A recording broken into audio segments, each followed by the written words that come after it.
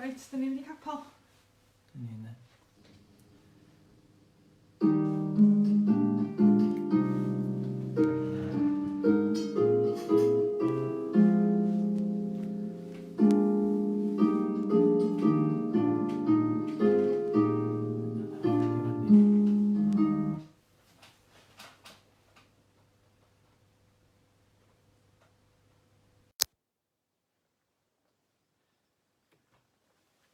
Bore da bobl, mae'n braf eich gweld chi heddiw ar bore dy Sul, nad ydyn ni ddim yn eich gweld chi'n llythrenol, felly codwch law neu anfonwch rhyw neges i ddeud eich bod chi yma'n gwylio yma. Gareth a Doli a Steve, mae'n bobl o Gerfyrddin yn ymuno, ac ydyn ni'n dilyn yr stori blant gan Nan ar gyfer yr ysgol Sul. Mae hi'n basg bach, fel byddan nhw'n ei ddeud yn Gymraeg, Low Sunday, sef y Sul hwnnw ar ôl y Pasg, ar ôl mawredd ac ogoniant yr atgyfodiad. Dyn ni'n dod eto, dyn ni drwy drigaredd Duw yn cael dod at Sul arall eto. Does dim posib iddo fo fod i'r un peth ddigwydd eto, ond eto mae Duw yn datguddio ei hun yn Iesu Grist. Mae Iesu yn ymddangos i bobl ac mi sylwn ni'n mhellach ar un o'r straeon yna lle mae Iesu'n ymddangos i'r ddau ar y ffordd i Emaus. Amryw o bobl ohonoch chi o'r Wyddgrug yn gwylio y bore yma. Diolch yn fawr i chi. Ac yn y man hefyd, mi fydd gennym ni gwis bach wedyn os ydych chi'n barod i ymateb hefyd. Mi wnawn ni weld pwy sydd on the ball y bore yma wrth i ni ganu un o'n hemynau. Ond mi gawn ni air bach o weddi i ddechrau yn cyfarfod ac yna mi wnawn ni ganu yn hemyn gyntaf. O ddiwein tad, dyn ni'n diolch i ti am y bore newydd yma. Ac ar ôl wythnos sydd wedi mynd heibio, ni wedi cael cofio Sul yr atgyfodiad a digwyddiadau'r Pasg yr wythnos diwethaf yma. Dyn ni'n diolch i ti arglwydd dy fod ti eto y Sul hwn yn dy drigaredd yn galw ni at yn gilydd fel hyn, i daddoli di ac i gyflwyno'n hunain i chdi mewn mawl a gweddi. Ac dyn ni'n gofyn arglwydd ar ei ti ddatguddio dy hun i ni, datguddiad y glwyfau i ni, bod yr rhaid iddo ef ddioddef. Helpa ni'ne i dy weld ti yng nghanol dy air arglwydd Iesu. Bydde dy ysbryd glân yma ynglŷn â'n hoedfa ni yn y fan ac yr yden ni, ac agor yn llygaid ni i weld chdi arglwydd Iesu. Er mwyn dy enw. Amen. Felly, mi wnawn ni ymuno i ganu'n hemyn gyntaf, sef weld yma hyfryd fan i droi at Dduw, lle gall credadu'n gwan gael nerth i ddiw. Fri at dorsedd fri, rhy mae'n dyrchafu cri, o edrych arnom ni a'n gweddi cliw. Mae'n sôn hefyd am i'r arglwydd Iesu ddod cymuno hefo ni ar y daith yn yr emyn yma.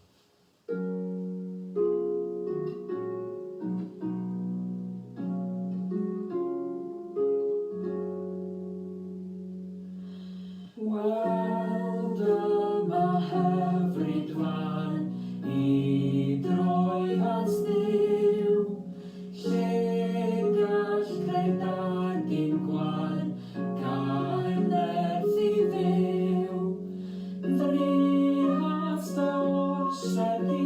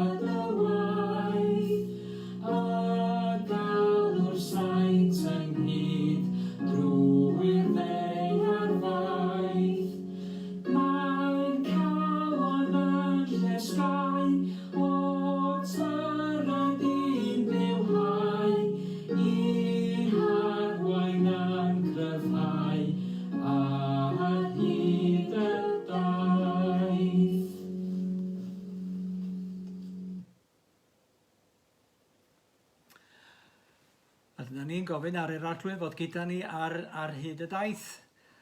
Ac mae rhai ohonoch chi sydd wedi bod yn gwylio dros dwi'n meddwl bod hwn y 5 Sul i ni fod fel hyn, wedi yn cyfyngu yn gartrefi ac yn dod â gwasanaeth fel hyn atoch chi dros a drwy gyfrwng y we.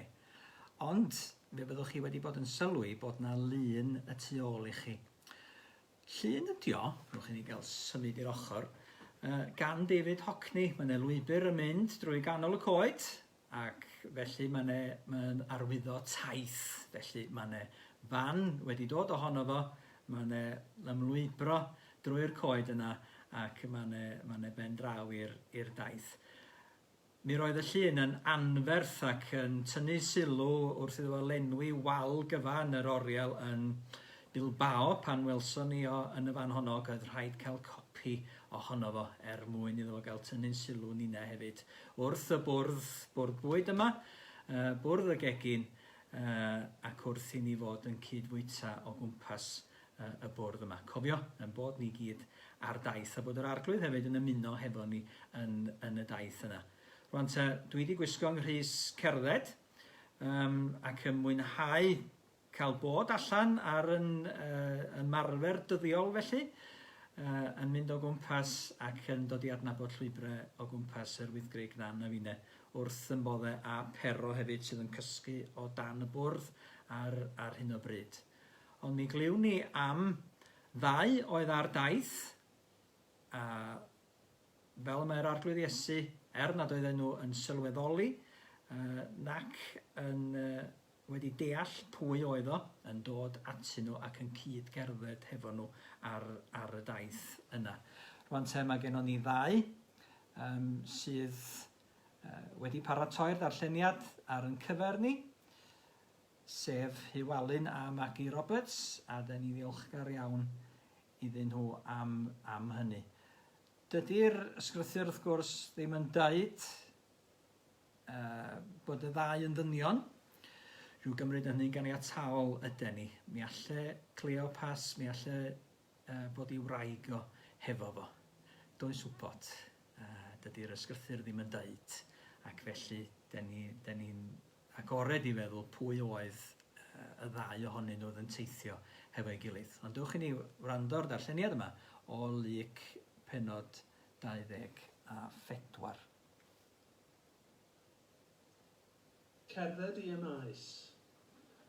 Yn awr yr un dydd, yr oedd 2 ohonynt ar eu ffordd i bentref o ddeutu 1 kilometr ar 10 o Jerusalem o'r enw Emaus.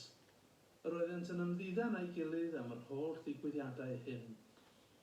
Yn ystod yr ymddiddan a'r trafod, nesaodd Iesu ei hun atynt a dechrau cerdded gyda hwy. Ond rhwystrwyd ei llygaid rhag ei adnabod ef.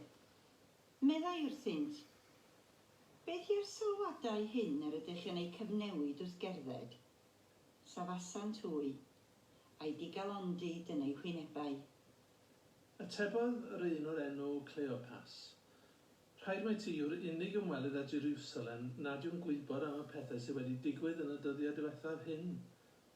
Pa bethau meddai wrthynt?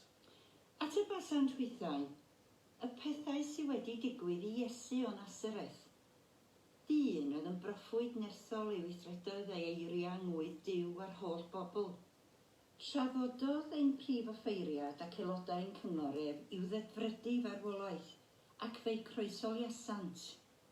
Ein gobaith ni oedd mai ef oedd yr un oedd yn mynd i brynu Israel i ryddid. Ond at hyn ôl, heddiw yw'r trydydd dydd pan digwyddodd y pethau hyn. Hynny, fe'n syrfdanwyd gan rai gwragedd o'n plis. Eithant yn y bore bach at y bedd, a methasant gael ei gorff. Ond dychwelasant gan deiri ei bod wedi gweld angylion yn ymddanos, a bod yr heini'n dweud ei fod yn fyw. Aeth rhai o'n cwmni allan at y bedd, a'i gael yn union fel y dywedodd y gwragedd. Ond ni welsant mo honno ef. Meddai Iesu wrthynt, mor ddiddeall ydych, ac mor araf yw eich calonnau i gredu'r cwbl a lefarodd y proffwydi.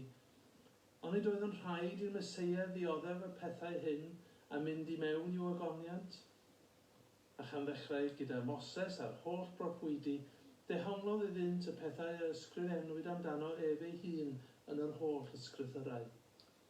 Wedi iddynt nesau at y pentref yr oeddent ar ei ffordd iddo. Cymerodd ef arno ei fod yn mynd ymhellach, ond meddent wrtho gan bwyso arno, aros gyda ni, oherwydd y mae hi'n nosi, a'r dydd yn dirwyn i ben. Yna, aeth i mewn i aros gyda Hwy. Wedi cymryd ei le wrth y bwrdd gyda Hwy, cymerodd y bara a bendithio, a'i dorri a'i roi iddynt, a gorwyd ei llygaid Hwy, ac adnabuasant ef, a diflannodd ef o'i golwg. Meddent wrth ei gilydd, onid oedd ein calonnau ar dan yno wrth iddo siarad â ni ar y ffordd, pan oedd yn egluro'r ysgrythurau i ni? Godasant ar unwaith a dychweled i Jerusalem. Cawsant yr 11 a'i dilynwyr wedi ymgynnull ynghyd, ac yn dweud fod yr arglwydd yn wir wedi ei gyfodi, ac wedi ymddangos i Seimon. Adroddasant weithiau'r hanes am ei taith, ac fel yr oeddent wedi ei adnabod ef ar doriad y bara. Diolch yn fawr iawn i Huw Alun a Magi Roberts am y darlleniad yna. Stori gyfarwydd iawn i ni. Dych chi wedi clywed Neges Iesu'n ar yr hanes yma o'r blaen y ddau oedd yn cerdded i Emaus. Yn adnabod rhaidd yn byw mewn tai o'r enw Emaus hefyd. Coffa da amdanyn nhw, capeli o'r enw Emaus. Lle roedd yna ddatguddiad wedi digwydd, lle roedd yna lygyd wedi agor, lle roedd yna galonau wedi'w cynhesu, ac lle roedd yna fywyd a gobaith newydd wedi ei rannu. Ac mae hynny'n digwydd ar y daith ac wrth iddyn nhw ddod i Emaus. Ac mi ganwn ni emyn nesaf yma, sydd yn un o'r emynau hynny sydd yn atgoffa ninna yn y cyfnod yma bod y Gwanwyn yn gryf, bod yr arglwydd yn bendithio ni, bod o'n cwmpas ni yn rhoi i drigaredd ac yn dangos i gariad i ni mhopeth da ni'n ei weld o'n cwmpas. Mae hi'n braf cael sylwi ar byd natur. Sylwch ar y lluniau o'r blodau sydd yma. Rhywun wedi bod am drog wedi tynnu lluniau'r blodau yma sydd i'w gweld rwan yn dechrau Ebrill fel hyn. Ac newch ni gael gweld os allwch chi i henwi nhw wrth i ni fod yn gweld y lluniau a chanu efo'n gilydd. Felly mi ganwn ni rhif yr emyn 140 yn Caneuon Ffydd, mor fawr wyt ti. Arglwydd Dduw daw i'n barchedig ofon wrth feddwl am holl waith dy ddwylo di, yng nghan y ser ar hyd aranddo drwy'r cread oll dy rym a wela fi.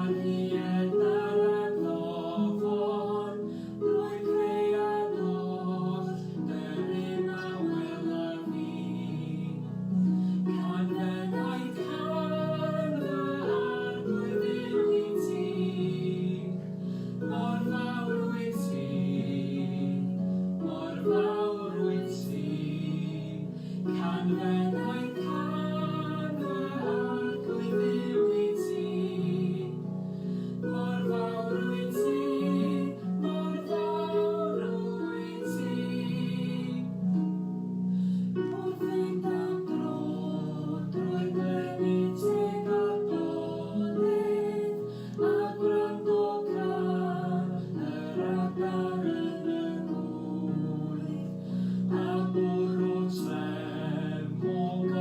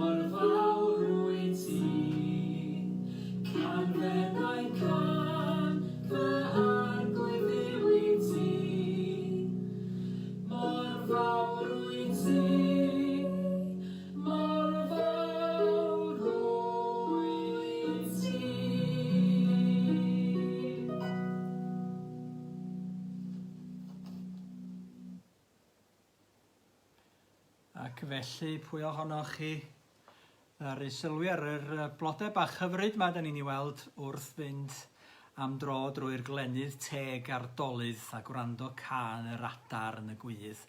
Bwrw trem o gopau uchelfynydd yn sŵn y nant neu falm yr awel rydd. Geiriau hyfryd, cyfeithiad E.H. Griffiths o'r emyn hyfryd yma. Neb wedi enwi'r blodau ar Facebook Live eto. Dwi ddim wedi gweld enwau, neu rai enwau am gael ei cynnig yn y fan yma. Ar y chwith, be dyn ni weld ar y chwith? Wel, ddigon cyffredin, fiolet cyffredin ydy hwnna, dwi'n meddwl. Mae'r un yn y canol. Mae gen hwn enw hyfryd iawn. Kathleen Hughes o Dreffynon wedi dysgu'r enw i mi. Botwm Crys ydy enw hwn, am fod yna fatha hoel pwysau yno fo, mae'n debyg. A'r llall yn gyfarwydd iawn i chi gyd ac yn arwyddo tymor yda ni yno. Dyfod Panddeil y Gwanwyn, myned Panel y Maent, yr clycher gog wrth gwrs. Ac yna, di doli'n gwylio bore yma. Dyma ni llygaid doli, dwi'n meddwl, a'r briallu hefyd. Yn hyfryd yr melyn a'r glas yna yn y blodau. Wel, beth bynnag oedd y ddau oedd ar y ffordd i Emaus yn gallu i weld a be bynnag oedd yn y cloddiau o'i cwmpas nhw, nid ar hynny oedd ei golwg nhw wrth iddyn nhw deithio am adre o Jerusalem. Ac mae yna rhywun yn ymuno hefo nhw. Gyffredin mae'n debyg i bobl deithio fo'i gilydd, yn saffach i bobl fod yn teithio fo'i gilydd nac ar wahân. Hen siwrnea digon blin ac mae'n braf cael pobl i deithio hefo chi'n dydy pan byddwn ni yn cerdded fel hyn wrth yr un modd. Mae'r dieithrin mae'n dod atyn nhw a dydyn nhw ddim yn sylweddoli pwy ydi o. Ac mae o'n holi cwestiwn iddyn nhw am beth ydych chi'n sôn, ffrindiau. Be di'r pethau yma? Maen nhw'n dweud bod nhw yn sôn am y pethau sydd wedi digwydd yn Jerusalem. Ac yn ten gofyn y cwestiwn yna sydd yn agor y cwbl i gyd i fyny iddyn nhw, pa bethau. Ac mi welwn ni'n aml iawn pan mae Iesu'n gofyn cwestiwn. Mae o'n gofyn cwestiwn nid er mwyn cael gwybod, ond er mwyn i ni gael deud wrtho fo, ac er mwyn i ni gael meddwl amdano fo. Fel oedd o'n gofyn i Mair. Chi'n cofio? Wythnos dwytha, ni'n sôn am Mair. A cwestiwn Iesu iddi hi, pam yr wyt yn wylo a pwy yr wyt yn ei geisio. Mae o'n gofyn yn y fan yma, pa bethau. Gan wybod yn iawn mae'r pethau amdano fo. Ac maen nhw'n rhyfeddu wedyn. Wel, mae roed motid i'r unig un. Yn Jerusalem a'r holl ardal i gyd sydd ddim wedi bod yn gwybod lle wyt ti di bod. Cystal a dweud, lle wyt ti di bod? Wyt ti di bod yn cysgu dan rhyw garreg ers dyddiau felly ac yn ystod y dyddiau dwytha yma. Ac dyna'n yn union lle mae'r arglwydd Iesu wedi bod. Mae o wedi bod yn gorffwys. Mae o wedi bod yn cysgu yn y bedd. Mae o wedi bod yn farw yn y bedd a charreg wedi wthreiglo ar draws mynediad y bedd yna. A'r hwn sydd wedi dod atyn nhw, a'r hwn yma nhw'n rhannu amdano fo, ydy'r un sydd yn cydgerdded hefo nhw, dydyn nhw ddim wedi sylwi. Mi fyddwn ni yn gallu cymryd pethau'n ganiataol chi a finne yn aml iawn. Ac y mae bod heb y pethau yna yn perin bod ni'n fwy diolchgar ohonyn nhw, dydy? Dyn ni wedi bod yn cymryd pethau'n ganiataol, cael mynd i'r siop fel ydyn ni'n dymuno, fel bysyn ni isio, cael neidio mewn i'r car a mynd i lle bynnag ydyn ni am fynd, cael cynnal yn cyfarfodydd, cael cyfarfod hefo'n gilydd. Bethau i gyd, dyn ni'n ei cymryd yn ganiataol. Am pan maen nhw'n cael eu cymryd oddi arno ni wedyn, dyn ni'n fwy diolchgar amdanyn nhw. Yr oedden nhw rwsyd wedi bod yn cymryd yr arglwydd Iesu yn ganiataol Ac yn cymryd y dieithrin yma rwsydd yn ganiataol hefyd wrth iddo fo gerdded hefo nhw, heb sylweddoli y fath fendith maen nhw'n o'i gael yn gwmni hefo nhw. Ac maen nhw'n rhannu am yr hyn sydd wedi digwydd. Maen nhw'n dweud, Iesu, y proffwyd o Nazareth, i benodi yn union am bwy maen nhw'n sôn, ac maen nhw'n rhannu yn union beth sydd wedi digwydd. Bod yr awdurdodau crefyddol wedi draddodi i farw, a bod heddiw y trydydd dydd, bod yna 3 diwrnod wedi mynd heibio ers i'r pethau hyn ddigwydd. Mi ath na 1 diwrnod heibio, ac oedden ni llawn gobaith y bydde ni ryw adfer, y bydde rhywbeth yn digwydd. Mi ath na 2 diwrnod heibio, dim byd yn digwydd. Dyma'r trydydd diwrnod wedi mynd heibio. Ac mi welwch chi bod yna ryw fath o obaith yn dal yna o dan yr wyneb felly. Ond i bod nhw'n rhannu'r stori yma hefo Iesu, mae hi'n stori i Iesu am Iesu i hun. Mae hi'n stori ddigalon, oherwydd dydy hi ddim yn cynnwys yr elfen yma sydd yn rhoi y sêl, y validation fel petai ar yr hanes i gyd, sef yr atgyfodiad. Ac heb yr atgyfodiad yma, mae'r cwbl yn ofer i gyd. Mae'r cwbl yn dristwch. Fel mae Paul yn sôn wrth sgwennu lythyr at yr eglwys yng Nghorynth. Ac mae'r benod fawr yna ynglyn â'r atgyfodiad i'w chael yn cyntaf Corinthiaid penod 15. Ac mae o'n dweud yn y fan honno, os nad ydy Crist wedi ei gyfodi, yna yn ofer y credasoch. Mae'r cwbl yn ofer os nad ydy Crist wedi ei gyfodi. Ac dyn ni'n cael un o'r ondau, yr gair bach yna sy'n gwneud y byd o wahaniaeth, mwyaf yn yr ysgrythyr. Ond, meddai Paul, y gwir yw fod Crist wedi ei gyfodi yn blaenffrwyth yr rhai sydd wedi huno. A dyna sydd yn gwneud y gwahaniaeth i'r stori. Dyna sydd yn gwneud y gwahaniaeth i'r adrodd. Dyna sydd ddim gan y ddau yma ar y ffordd i'r Emaus. Mae'r stori i gyd ganddyn nhw, ond dydy'r hyn sydd yn gwneud y gwahaniaeth iddi hi ddim wedi gwawrio yn ei meddwl nhw, dydy ddim wedi dod yn eiddo iddyn nhw, dydy ddim wedi dod yn rhan o'i profiad nhw hyd yn hyn. Ac yma nhw, mae gen i sleidiau wedi'w paratoi hyd yn oed neu un beth bynnag.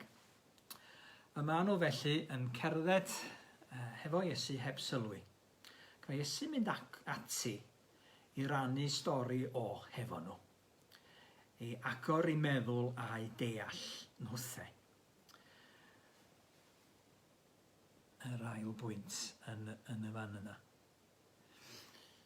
Ac mae'n mynd ati i agor i deall a'i meddwl nhw drwy fynd ati i agor yr ysgrythurau iddyn nhw. Bydd rhai ohono ni yn meddwl, wel, mae rhyw gasgliad o straeon digon rhyfedd sydd i'w cael yn yr Hen Testament. Mae yna bethau doeth a gwir a rhyfeddol yno, ond mae yna bethau sydd yn broblemus, mae yna bethau sydd yn anodd, mae yna bethau sydd ambell un ohonyn nhw yn wrthyn i ni. Ond mae Iesu yn mynd ati i esbonio be di diben yr Hen Testament, at be mae'r Hen Testament yna. Yr ysgrythurau fel yr ddewon yn ei adnabod nhw yn cyfeirio.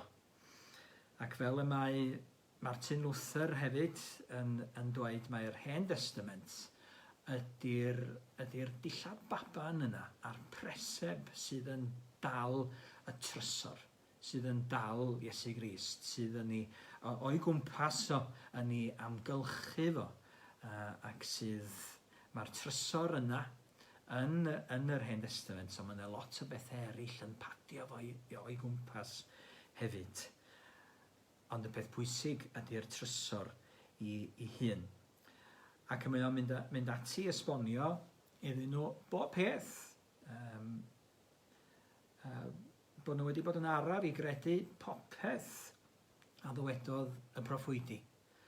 Bod popeth a ddwedodd y proffwydi. Nid rhai pethau ond popeth yn pwyntio tuag ato ef. Ac mae o'n dweud bod mor angenrheidiol ydy hi i'r Meseia yr oedden nhw gyd yn disgwyl amdano fo fod yn dioddef.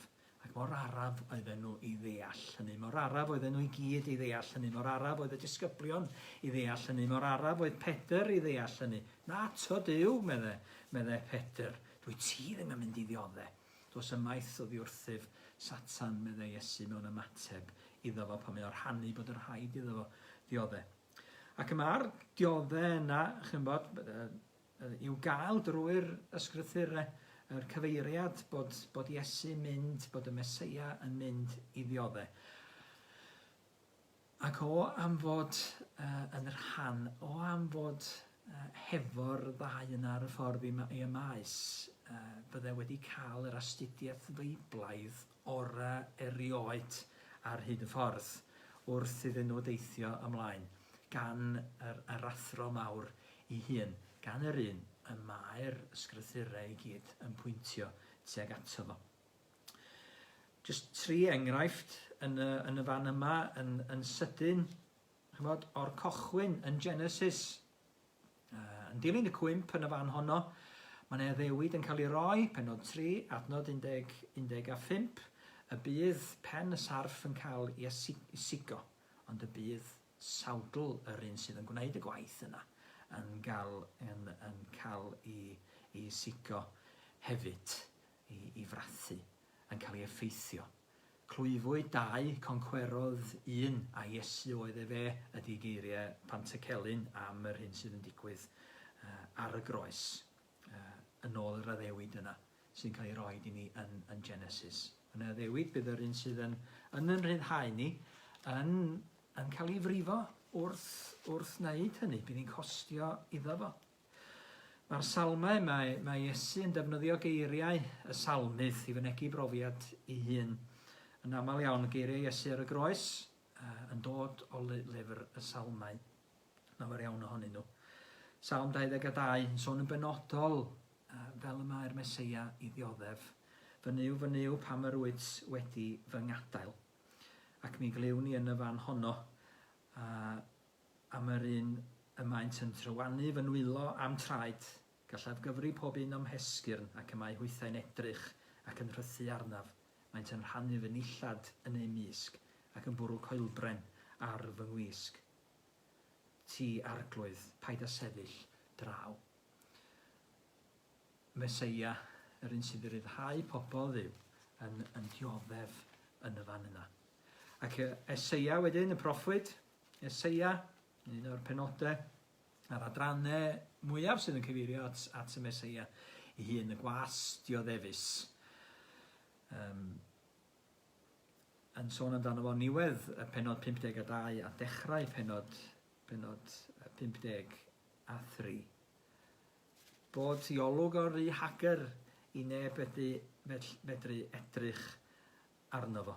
Mae gŵr clwyfedig ydi o, cyfarwydd a dolir, ac yn adnod 9 wedyn rhoddwyd iddo fedd gyda'r hydrogionus a beddrod gyda'r troseddwyr. Mae Iesu hun yn dyfynnu o'r adnodau yna. Chwiliwch yr ysgrythurau, medde yr arglwydd Iesu wrth yr awdurdodau crefyddol, a gwelwch mae amdana fi y maent yn dweud bod y stori yma sydd i'w chael, nid casgliad o straeon random sydd i'w cael yn yr ysgrythurau, ond un stori cyfunol, cyfannol, sydd yn pwyntio at Iesu Grist, stori a chydgerddoriaeth Duw ar waith yn y byd, trwy i fab Iesu Grist yn dwyn gobaith a gwaredigaeth i ni. Un stori fawr sydd yno. Ac petai mwy amser hefyd, mi allan ni sôn am gwrs y Beibl. Mi roi nodyn i fyny ar grŵp Facebook ynglyn â hynny hefyd. Gallwn ni hefyd chwilio'r ysgrythurau. Does rhyfedd bod yr ddau yma ar y ffordd Emaus mor anobeithiol. Doedden nhw ddim wedi agor a deall yr ysgrythurau. Mae Iesu yn gwneud hynny iddyn nhw. Dyn ni'n cael yn llenwi â gobaith pan ydyn ni yn agor, pan ydyn ni yn derbyn goleini'r Ysbryd Glân ar yr ysgrythurau hynny. Ac maen nhw'n cymell wedyn Iesu i aros hefo nhw. Mae calonnau nhw wedi'w agor a wedi'w ymglymu tuag ato fo rwsyd. Maen nhw wedi'w cnesu yn barod. Maen nhw wedi dod i'w hoffi fo. Maen nhw'n teimlo'n saff yn ei gwmni fo'n teimlo'n dda yn ei gwmni ac maen nhw'n wahodda i mewn atyn nhw i fwynhau ac i gael pryd bwyd. Mae Iesu'n cymryd arno fel petai o mynd ymhellach. Mi allai fo fod wedi mynd ymhellach felly, ond mae hi'n nosi. Mi fydde fo wedi bod mewn perygl ag ati yn ei tŷ nhw. Ond y gwir amdani ydi bod o wedi cerdded i Emaus, nid mwyn cyrraedd lle mae o eisiau mynd, ond mwyn bod hefo'r ddau yma ar y ffordd.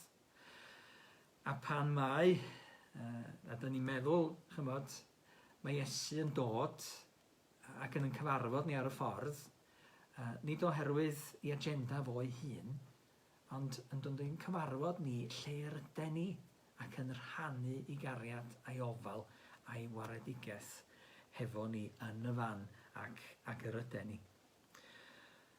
Ac yna mae o'n cael ei gymell i aros hefo nhw.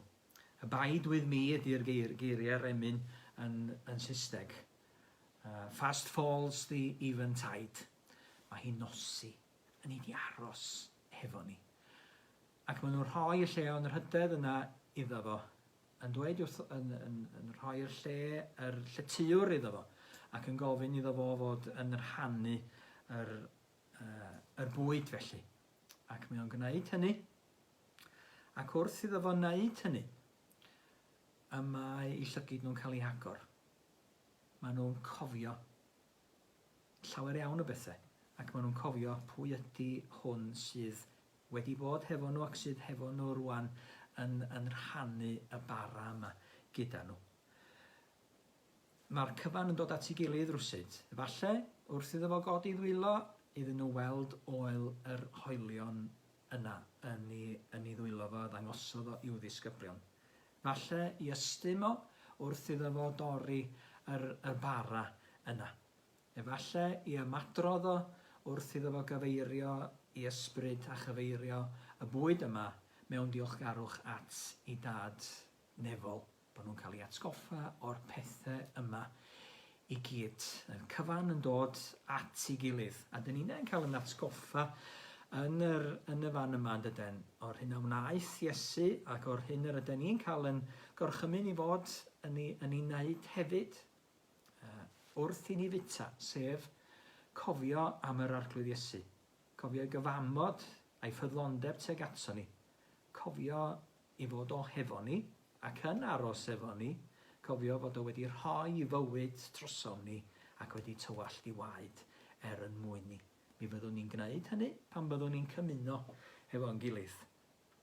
Rwan te, mi gafon ni gymyn, ac o'n i mor falch o hynny, ar yr wythfed o Fawrth, dwi'n meddwl, ar i chi gymuno yn Bethesda, ac ar i ni gymuno yn Rheffynon ac yn Nercwys hefyd hefo'n gilydd. Ni'n gobeithio gallwn ni wneud hynny eto yn fuan. Ond y gwir amdani ydy nad ydy Iesu byth yn cymuno mewn adeilad crefyddol. Nid cymuno mewn capel mae o, nid torri bara ar elfennau yma mewn lle penodol y mae o, ond mewn cartref. Ac yn dweud, cynifer gwaith bynnag ac y bwytewch y bara, hyfwch y gwyn yma. Y pethau cyffredin yma, rydych chi'n cofio amdana i. Ac felly roedd Nan yn sôn gyda'r plant yn gynharach yn y stori ysgol Sul.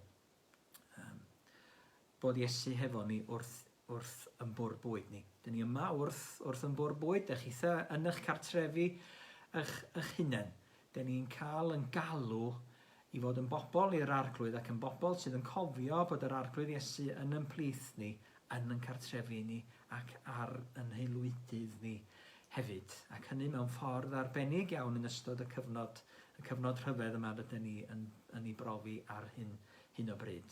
Felly pan byddwn ni'n cael yn cinio, pan byddwn ni yn torri bara, yn rhannu bwyd hefo'n gilydd, yn rhannu diod hefyd hefo'n gilydd. Mi allwn ni fod yn cofio yr arglwydd Iesu. Allwn ni fod yn adrodd y geiriau yna. Mi allwn ni fod yn rhoi diolch. Mi ddylen ni roi diolch iddo fo. Am ei holl ddarpariaeth i ni, ac am yr hyn y mae o wedi i rannu hefo ni, wrth rannu gorff, wrth roi i waed trosom ni. Cofio amdano. Ac yna, i ddilyn hefyd ac i gloi, ydym ni'n gweld bod Iesu yn agor i llygaid, bod eu calonnau nhw yn cael eu cnesu, bod nhw fel petai, yn cael eu arwain i'r holl wirionedd yma sydd yn cael ei gynnwys yn yr arglwydd Iesu Grist. A'r goleuni yma sydd yn cael ei roi ar ei air, bod nhw'n deall, ac yn sylweddoli, ac yn profi pwy ydy'r arglwydd Iesu Grist. Ac o wneud hynny, o gael y profiad Emaus yma. Fel yma Caravaggio ni lun enwog yn ceisio i gyfleu, mi welwch chi'r llun yn y fan yna. Yr sylweddoliad yma sydd yn digwydd. Allwn ni hefyd, ac mi ddylen ni ddod at y sylweddoliad yma. A gofyn i'r arglwydd yn harwain i sylweddoli yn llawn pwy ydi o a be mae o wedi wneud troson ni. Ac o bod yn sylweddoli hynny, yn agor i llygyd, y mae'r arglwydd Iesu yn dod i fyw yn eu calonnau nhw. Ac canlyniad hynny ydy i bod nhw am rannu amdano fo, ydy na allan nhw ddisgwyl tan y bore, bod nhw yn mynnu mynd yn syth, a hitha yn dywyll, a hitha yn beryglus i fynd, a hitha wedi nosi, maen nhw'n mynnu mynd yn ôl i Jerusalem ar hyd yr un ffordd ac y doethon nhw mwyn cael rhannu am yr hyn a welson nhw. Mae'r newyddion da yna wedi dod yn eiddo iddyn nhw. Y stori oedd ganddyn nhw ar ddechrau yr hanes, stori anobeithiol yna, oedd heb yr sêl a'r gwirionedd sydd yn perthyn i'r atgyfodiad yn rhan ohoni hi. Erbyn diwedd yr hanes, mae'r stori yn gyfan ganddyn nhw. Mae gennyn nhw rhywbeth gwerth i rannu. Mae gennyn nhw newyddion da i fod yn rhedeg yr holl ffordd yn ôl i Jerusalem i'w rannu hefo'r disgyblion eraill i gyd. Oedden nhw'n gwybod lle fynd. Oedden nhw wedi bod yn rhan o'r criw yma. Maen nhw'n agos atyn nhw ac maen nhw'n ei ffendio nhw yn syth. Ac yna, mae Iesu yn y man yn dod i'w plith nhw eto, yno ar y blaen iddyn nhw yn wastad. Bydded i'n unig felly, bod ar awydd yna, yn sgil profi a gosrwydd Iesu ato ni, yn sgil profi Iesu, nid yn unig gwybod y stori, ond profi newyddion da a gobaith yr hanes yma, sydd yn cael ei selio gan waith ac atgyfodiad Iesu trosom ni, sydd yn stori, yn hanes, yn newyddion da i ni fod yn ei rannu ac yn ei rhoi ar waith yn byw bob dydd ni a chyda eraill o'n cwmpas ni yn hefyd. Dwch i ni cyflwyno'n hunain i'r arglwydd mewn gweddi cyn i ni ganu yn hemyn olaf i gloi. O Dduw ein Tad, dyn ni'n diolch i ti am neges gwerth i rannu, yn diolch i ti am yr hyn oll yr wyt ti yn cyfeirio ni ato fo yn dair. Helpa ni o dad i lenwi'n llygaid a gobaith yn calonnau a chariad i fflamio tuag ata ti arglwydd, oherwydd dy fod ti trwy'r ysbryd glân wedi datguddio dy hun i ni yn dy air ac i bob un ohono ni yn cyfarfod ni ar daith bywyd.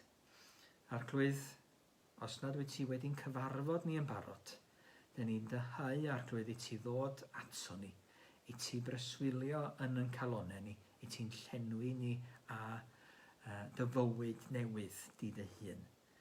Helpa ni ydi farhau ger dy bron, i dy geisio di mewn gwirionedd ac i gael di yn brofiad gwirioneddol i bob un ohono ni.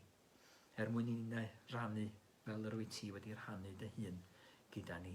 Aros gyda ni arglwydd Iesu. A gyda'n teuluoedd, gwmpas y bwrdd yma, amser cinio, wrth i ni rannu'n yn bywyd hefo'n gilydd arglwydd, bydde di chdi fod yn ymplith ac wrth ben y bwrdd ac yn y lle blaenaf bob amser. Mwyn dy enw dyn ni'n gofyn. Amen. Felly, mi ganwn ni emyn i gloi yn hoedfa. O aros gyda ni. Mae'n hwyrhau ydy cyfieithiad Lewis Edwards o yr emyn Abide With Me. Emyn mawr y tîm pêl-droed wrth gwrs. Tîm Lerpwl. A dyn ni'n cofio bod Lerpwl wedi cael ei gwneud allan o fuddugoliaeth oherwydd yr cyfyngu yma sydd wedi digwydd amdano ni. Mi fyddwn ni fori yn cael mynd tuag at angladd aelod annwyl a pherthynas i ni, John Emyr, oedd yn gefnogwr mawr i dîm Lerpwl, a dyn ni'n cofio mi deulu ynte wrth i ni gannu'r emyn yma, oherwydd fydd na fawr yn gallu ymuno yn yr angladd dim ond y teulu agosaf yno. Wedyn, mi ganwn ni felly yr emyn yma i gloi, a diolch i Robin a Chloe sydd wedi bod yn paratoi'r emynau ar ein cyfer ni heddiw hefyd.